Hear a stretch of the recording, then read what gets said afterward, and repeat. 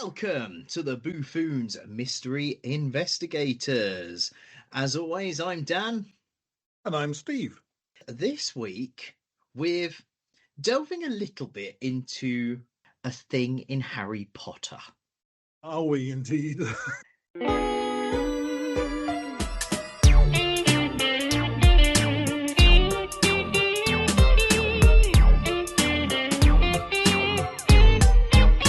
Boo-Foons Mystery Investigators.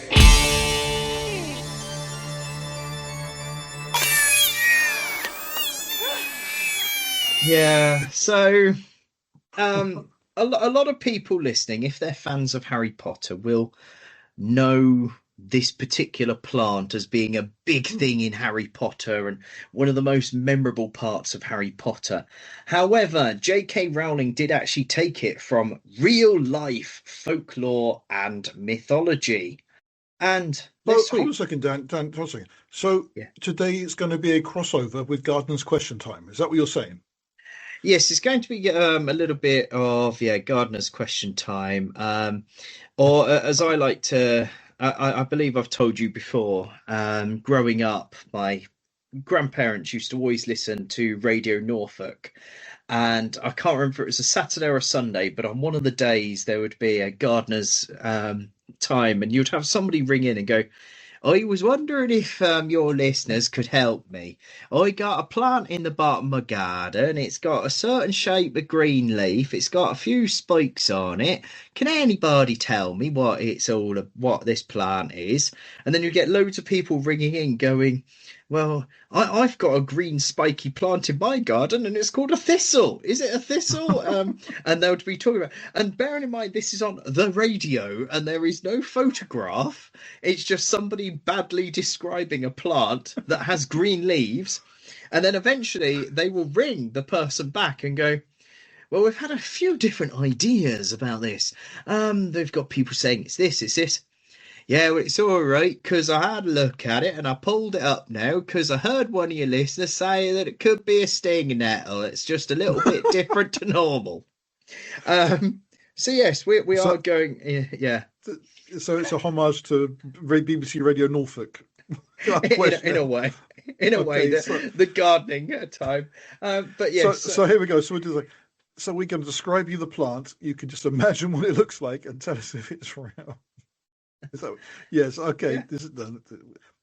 Welcome to our special gardening episode of Boo-Foons. Yeah, make sure you've got your wellies and your gloves ready to join us in the garden. Yeah, well, the plant that I will describe it has green leaves and it has a large white tuber root, very similar to, I suppose, a parsnip in a way. However, it can sort of look like arms and legs, and sometimes within that tuber root looks a bit like a person. And the plant that we're looking at, Steve, is a tomato plant.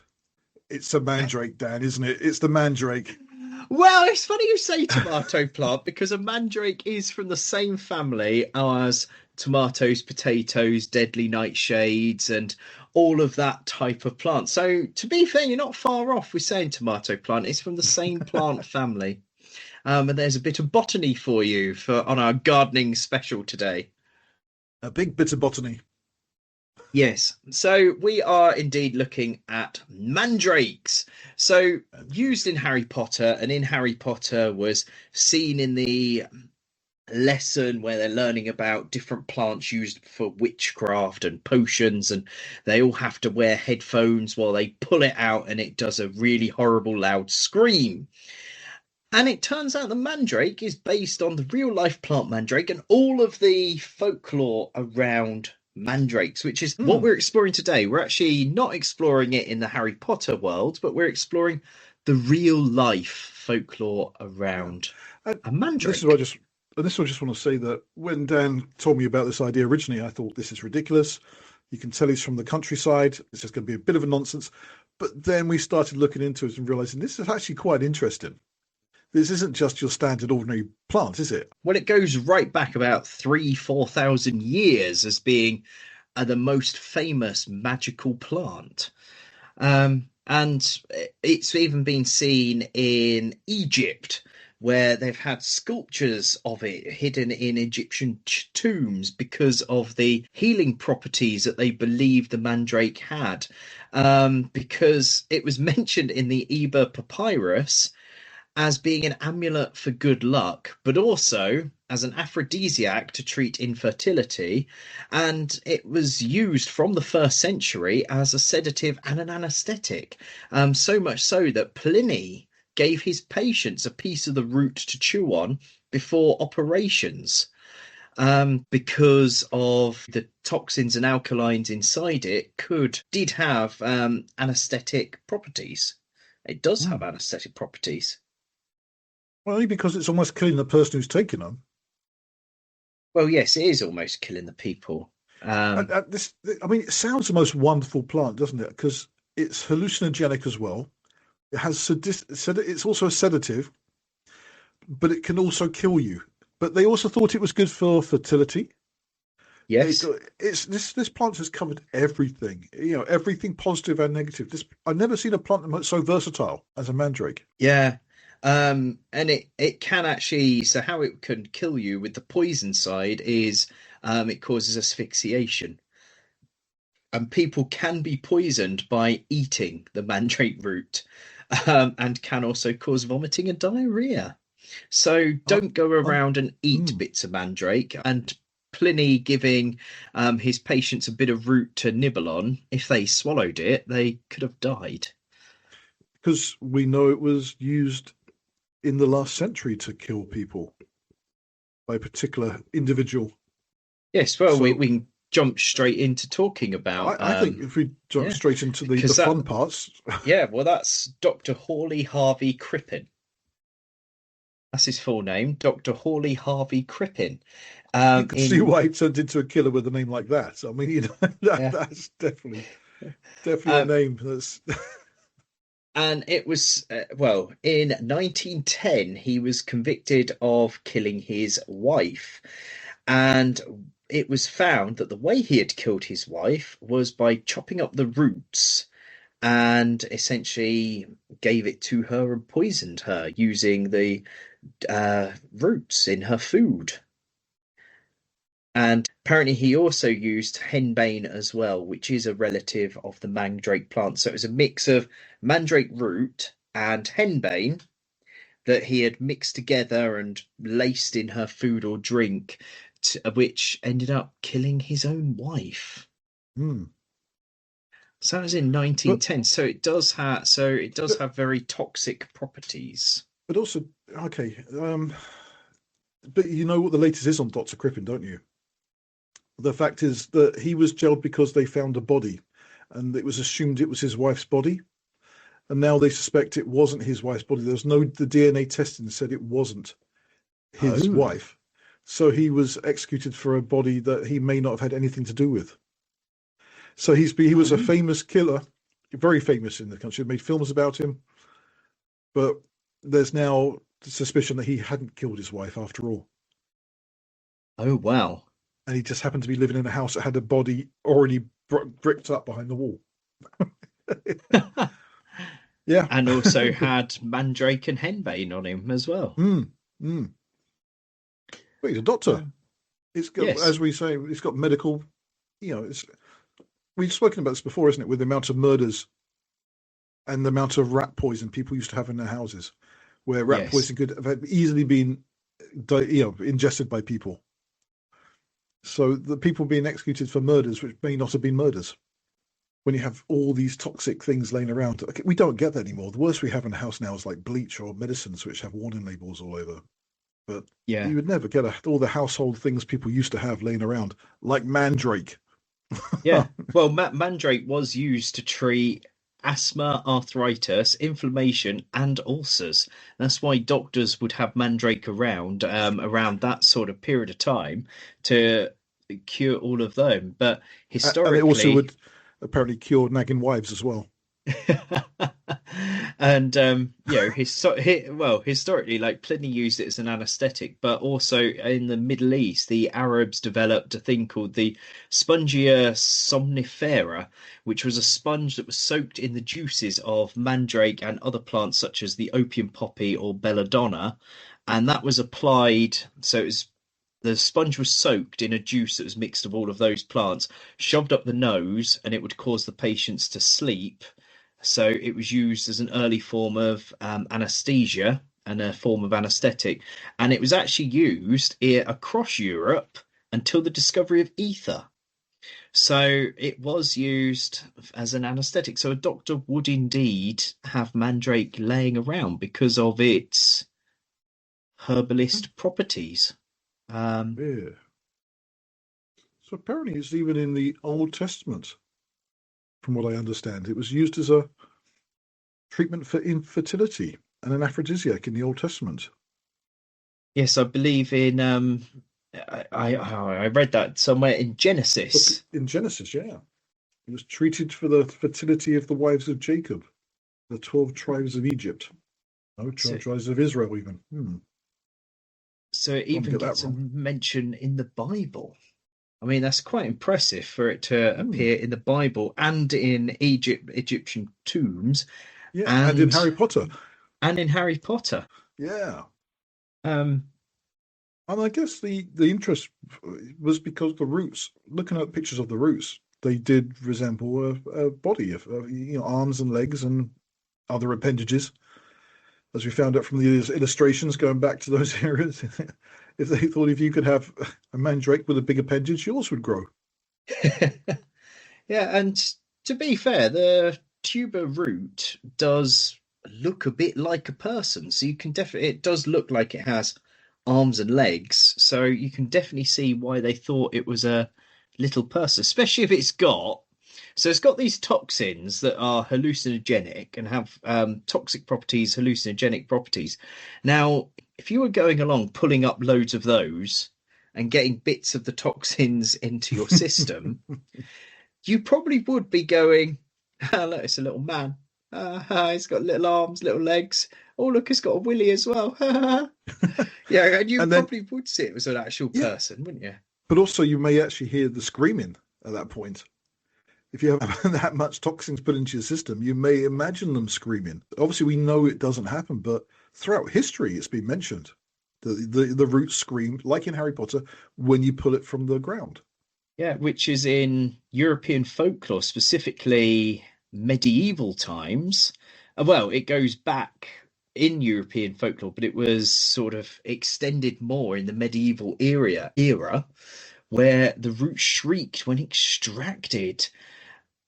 And apparently the mandrake grew from the spots where criminals spilled their fluids. And it was seen that underneath the gallows, mandrake would grow underneath the gallows.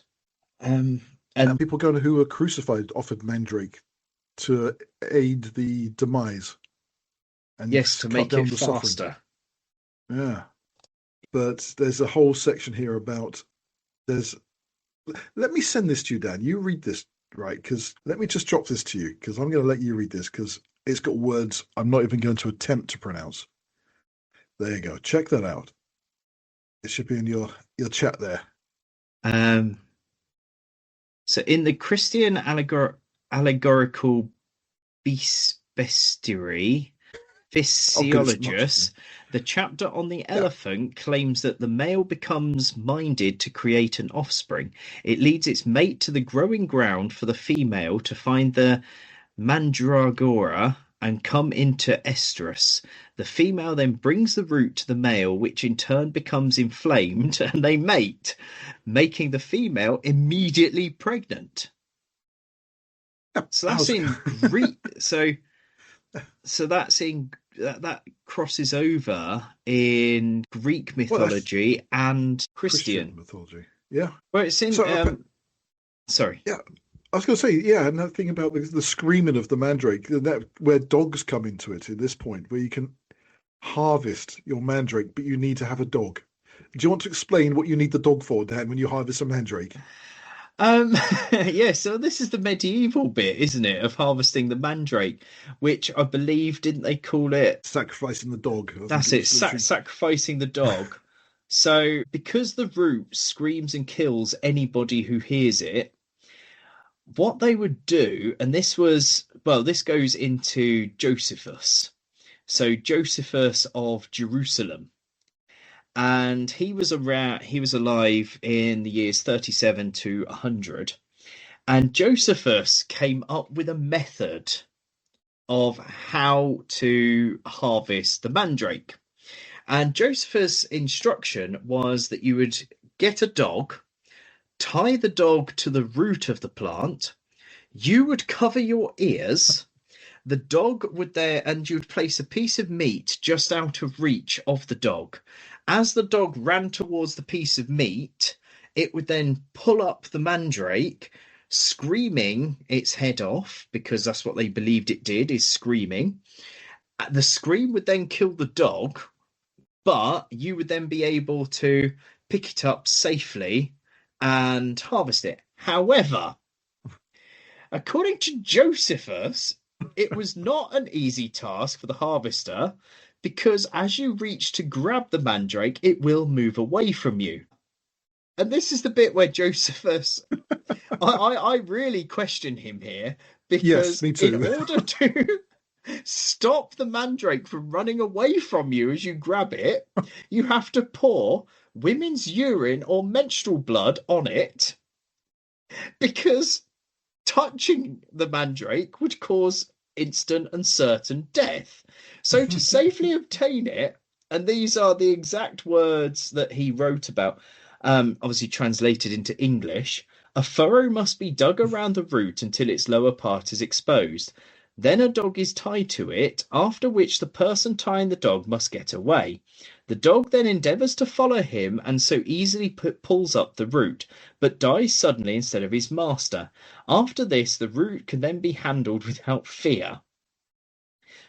Josephus refers to the plant as Baras, after the place where it grew, which is in present day Jordan, and believed that the plant was linked to the citrus family. And then because he described it as looking like a person, we now know that he was describing a mandrake. Which that then goes into medieval folklore, because in medieval folklore they were still tying a dog to it. There's illustrations found in the 1520s and even the 1800s of a dog being tied to a mandrake and pulling the mandrake out. So this seemed to be the method of hunting used by many different people. Because apparently, if you were pulling out mandrake roots, you would be condemned to hell when they screamed at you. So that's why they were using animals, because they didn't want to be condemned to hell for pulling up a plant.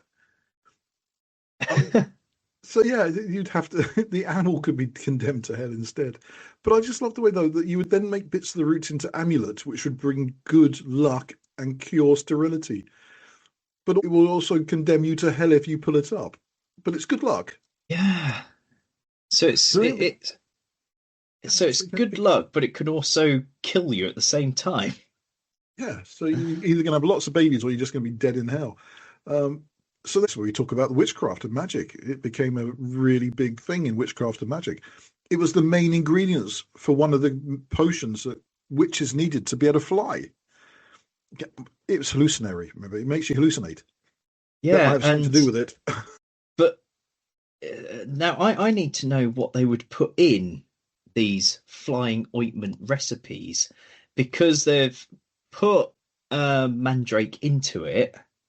However, this flying ointment that witches would use, it seems as if a lot of the ingredients tend to be poisonous because to make this flying potion, you need belladonna, henbane, jimson weed, black henbane, mandrake, hemlock, wolfsbane. Now, they all have things in common because they contain atropine, um, hyoscyamine, and scopolamine. which I've probably said those terribly wrong. And they can all cause psychotropic effect when absorbed into the body. The alkalines will also cause psychoactive effects. So therefore, these witches, their flying potion was just loads of things that will get you high, mixed together in a potion, which you would then drink, and suddenly you're flying in the sense of you are high. It's a bit like smoking a spliff and then going, I'm flying now because I'm high.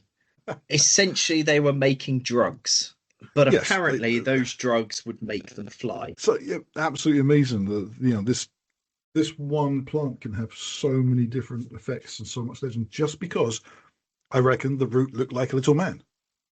That has to be the only thing. Of course, it did have really good effects to it. Sorry, bad effects. But it looks like a man. The illustrations, basically, I'm looking here at medieval illustrations, and they show the root as a man. And you can tell it's a man because it is very well endowed on almost every picture. Yes, very much so. I feel so insecure just by looking at medieval drawings of a plant. That's not good. That's not good now. Well, here's an interesting thing, because have you got to the bit when you get into Mandrakes and Germany? No, yeah, just started Mandrakes in Germany. Yeah, this is everywhere. So we've gone everywhere here from the Middle East, Asia, Europe. This plant again is everywhere. Because it's all come through. So Mandrake is in Germany, but they also have stories of it having to be locked into a box because you cannot touch it. And then bits when they're making it into a doll, which the doll would be for good luck. It's like you've got a little man in the box, isn't it? Yeah. So the Germans were keeping it as a little figure. I'll tell you something, because you're so young, you don't remember, but there used to be a program called That's Life many years ago with Esther Ranson in it. So it would be like current affairs. There would be consumer section of it, and there would always be a section about a talking dog, a dog that said sausages, or a carrot that looks like it has a willy. It was always like there always had to be a fruit that looked like it had a dick in it. Every episode, and it was like Sunday night TV. There would always be everybody have a little laugh about this plant every week. So this is what the Germans did. They looked at that. They thought, we've got a plant here. It's got a big willy. Let's put it in a box and keep it for good luck. Well, we can actually go and see one, because the doll that used to belong to Carl Lehmann of Wynn, was purchased by the Germany's National Museum, which is in where is it? Sorry, Nuremberg. It was purchased by them in 1876, where it's now still on display. And people have actually looked at it, and the head is actually made of byrony root and the body of an alpine leek. So it's not actually a mandrake, the one in the museum, but and it's got little coats on as well. That's what I like. But they found that the reason why they think this isn't made of mandrake is because mandrake doesn't grow native in Germany. So therefore, only the fancy ones were made of mandrake because they were expensive because they're imported in. However, all the other ones that were typically found around Germany were made of other tuber roots and carved into the shape of a person. And it was a charm that would bring luck and fortune. Yeah. Yeah. But yeah, it's German folklore. Apparently, the Brothers Grimm wrote about it. They wrote about tying the tail, it's the tail of a black dog to pull it out the ground.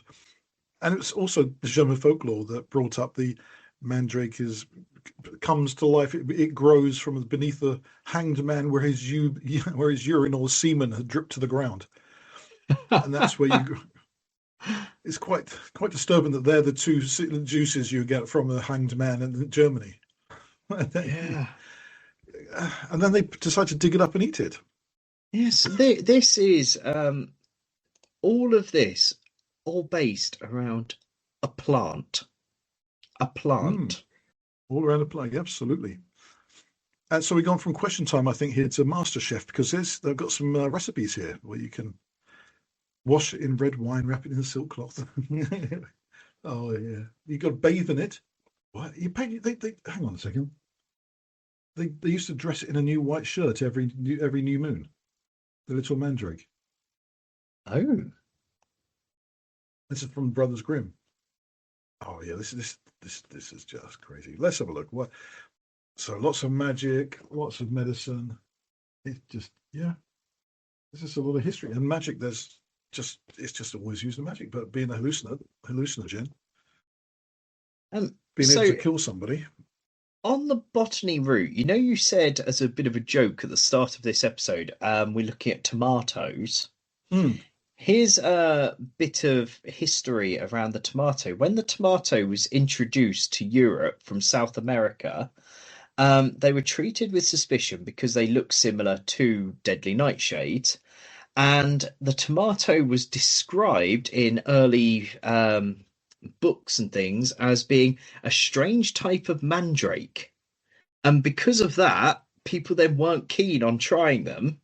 So therefore, tomatoes were only an ornamental plant across Europe and North America until the 18th century, because they are part of the nightshade family, which mandrakes are also part of, and chilies and potatoes and all of those.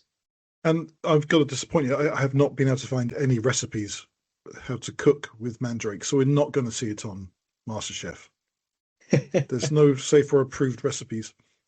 The only ingredients I can find here for witchcraft and wizardry is just how to make sleeping potions, how to make flying ointments and protective charms. But yeah, like I said, it's used mainly now as a ornamental plant. Yeah. But I've just been searching here, and it's just wants to know if I want a mandrake elixir for a themed drink for a Halloween party. So that could be interesting.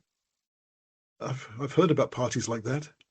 Well, this is where this now turns very interesting. If we start looking across the nightshade family of plants, so mandrakes for thousands of years have been used as medicine. Apparently, a Dr. Edward Giovannucci, who is a professor of nutrition at the Harvard School of Public Health, in the 1990s conducted experiments on men eating tomatoes, and apparently it can reduce their chances of developing prostate cancer because of the lycopene found in tomatoes. And apparently, since then, they've been looking into tomatoes being a medicine, including blood pressure, strokes, and cholesterol. They've also looked at red peppers because red peppers apparently might have links to reducing the risk of developing Parkinson's disease. So peppers could reduce getting Parkinson's. Something about there's a lot to be said about plants and rather going back to natural herb remedies or using them alongside chemical treatments. Yeah. So it's interesting how that one particular family of plants seem to have medicinal properties across history, like the mandrake being the oldest known one. And even today, they're looking into different bits. So, yeah, it may look like Little Naked Man, but it can actually stop you being sick, like most Little Naked Men, which encourage you to be sick. Well, I've also found here that Jean-Baptiste Pitoy was a French author who wrote a book called The History and Practice of Magic, and this was published in 1870. He actually found a ritual for creating a mandrake, and this is a direct quote from the book. Would you like to make a mandragora as powerful as the homunculus, little man in a bottle, so praised by Paracelsus? Then find the root of a plant called bryony, take it out of the ground on a Monday, a little time after the vernal equinox, cut the ends of the root and bury it at night in some country churchyard in a dead man's grave. For 30 days, water it with cow's milk in which 3 bats have been drowned.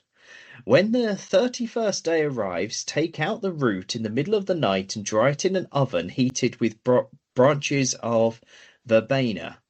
Then wrap it up in a piece of dead man's winding sheet and carry it with you everywhere. And that's how you make a mandrake, but for an amulet, for good luck. Well, apparently in medieval alchemy, a homunculus was a tiny artificially created man. And again, we're talking about a little root here, which looks like a tiny little man. So you can see why he jumped to that. Yeah. Which then links into the Germans having little figures of men in boxes. With little white shirt on your homunculus mandrake, which you have to change every full moon. It just sounds too much effort, really, doesn't it? And no wonder that sort of thing died out. But the question is, Dan, can we buy homunculus? Can we buy mandrake today? Can we have a potted plant? I would say so. I wonder. I'm now going to do a search to see where I can buy. I'm going to just search garden centre to see if I can buy mandrake in a garden centre nearby. So we pop down and get some. I can find garden ornaments that look like the Harry Potter mandrake at the moment. Here we go. Yes, I can buy it online. Yeah. So yes, you can indeed still buy mandrake as a decorative plant. Well, do you know what? I might start gardening. Yeah. And there's loads of guides on how to look after mandrake. So yes, I can indeed buy mandrake. Do you know what? We could do future episodes high on mandrake. Yeah. Not too much of it. We could just lick his little root and get a little bit high. Well, I've just looked. I can either buy 10 of the plants already sort of growing that just need to be potted, 10 potted mandrakes off of Amazon right now for £14.50. Or I can buy some seeds for £6. Or, even better, you can go out there, choke yourself, and spill your seed and get that to grow your own. I can indeed. I wouldn't recommend it, though. Unless you've got someone to make... No. Choking yourself to spill your seed outside is not good. So it's interesting with all of the properties of it, knowing that it's a very deadly poison at the same time as having medicinal properties. You would have thought you wouldn't be able to buy it or grow it, would you? But turns out you can. Well, I suggest we might give that a go just to see what happens. I just want to hear if I have to get a dog when I want to pull up and see the roots. Yeah, I like how this started off with let's have a look at mandrakes from Harry Potter, see if there's anything there to... Oh, look, there's loads of folklore behind this one plant.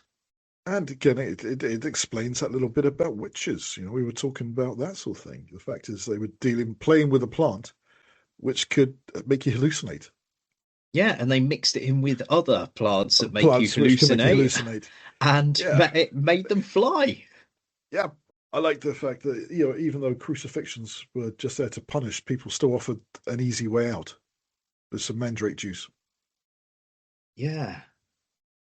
And then we found Dr. Crippen didn't necessarily kill his wife. We did indeed. And that's probably the best point to leave this episode. It's the weirdest story. We probably won't do any more garden-related ones. Unless there's other weird plants that we suddenly discover. I can't imagine we'll get anyone back for a second listening. To next week, we're going to do the chili plant. Yeah, but we can, get Alan Titchmarsh on to talk to us. Alan Titchmarsh, if you're listening and you know of any other weird plants, a bit like the mandrake that has all of these weird stories that fit in with what we talk about, give us a call. You can join us in a later episode. That's going to happen, isn't it? I'm sure that there must be some. We could do a whole episode on triffids. Yes, maybe. Yeah. Yeah. It'll be really bad when we start going into like film and TV characters, and stories, books of characters literally with nothing behind it apart from that. Yeah. But yeah, I mean, this was interesting. I've got to say, it was a lot more interesting than I thought it was going to be. Well, It as definitely we was. started with Harry Potter, I'm going to tell you a little bit of a personal story about Harry Potter. So, and this links into loads of other bits. So just go with me here. So, Okay. obviously, as you know, I grew up in the Fens. So between Wisbech and Outwell was the tram lines, of which Toby the Tram from Thomas the Tank Engine was inspired, because Reverend Audrey was at Emneth Church and the trams passed by. So that's Toby the Tram from Thomas the Tank Engine used to go past the church in Emneth where Reverend Audrey was. Now, going a bit far wider, there was a driver of the tram whose name was Harry Potter. So Harry Potter drove Toby the Tram in Thomas the Tank Engine. Sorry. Gets even better. My father, when he got his first gun license as a teenager or a young man, whatever, Shot Harry ha- Potter. no, had the Okay. person that signed the gun license for him was Harry Potter. So Harry Potter, who drove Toby the Tram from Thomas the Tank Engine, signed the paperwork for my dad's first gun license. Wow. Yeah. Oh, That's cool. That's cool. The only Harry yeah. Potter I've only got one Harry Potter story, not as cool as that. It was not even Harry Potter, 'cause it's before Harry Potter, but we once met Robbie Coltrane. We went to see a premiere of the film based on the music producer Quincy Jones in London, and Quincy Jones was there, and it was his birthday. And big Robbie Coltrane, who's a giant man, basically we were chatting to him afterwards. He says, "Do you want to crash? Do you want to crash Harry Quincy Jones's party?" He goes, "I haven't been invited." He was carrying his Tesco's bag or a Sainsbury's bag with him. He walked into the cinema. We were just chatting. Yeah, do you fancy crashing the party? And this is going back years, and I was just like in a job, and me and Sonny just got together, and we literally said, "Oh, we've got to go. We've got to get to work tomorrow." And we turned him down, Oh, crashing Quincy Jones's party with Robbie Coltrane. It was just him talking to the two of us. And it's my only regret in life is not saying yes. I went back to the office and I told him what he said, and basically my boss called me an idiot for not taking. yeah. That's where I learned you've got to take it if the opportunity comes, go with it, because the story of us crashing Quincy Jones's party and being thrown out would be so much more interesting than Hagrid or Robbie Coltrane actually asking us if we wanted to crash his party. So Yeah. opportunity comes up, take it. Yes, I would have 100% been calling in sick the next day at work. Yes, Just like, yeah. I'm very ill. We Very were ill. young. I was young and I was taking my job seriously, but I was an idiot. Should have done it. It would have been much better story. Right. Well, this episode's taken an interesting twist, hasn't it? Maybe we have been taking some mandrakes to hallucinate all of that. Yeah. Well, So, I've got to get ready now because I'm going on a yeah, ghost well, walk. So we better leave this one, like you're saying. we better. So, thank you for listening this week. As always, do check out our Patreon for some exclusive stuff that goes out there, some exclusive content. Do follow us across all the socials and feel free to give us a review on whatever podcast platform you are listening on. And this week we've been talking about plants, well, a very specific type of plant, a mandrake. Who knows what we'll be talking about next week? Maybe I something don't. completely different. Yeah, very like So, completely different. yeah, Yeah. come back next week to find out. Yep. Thanks for listening.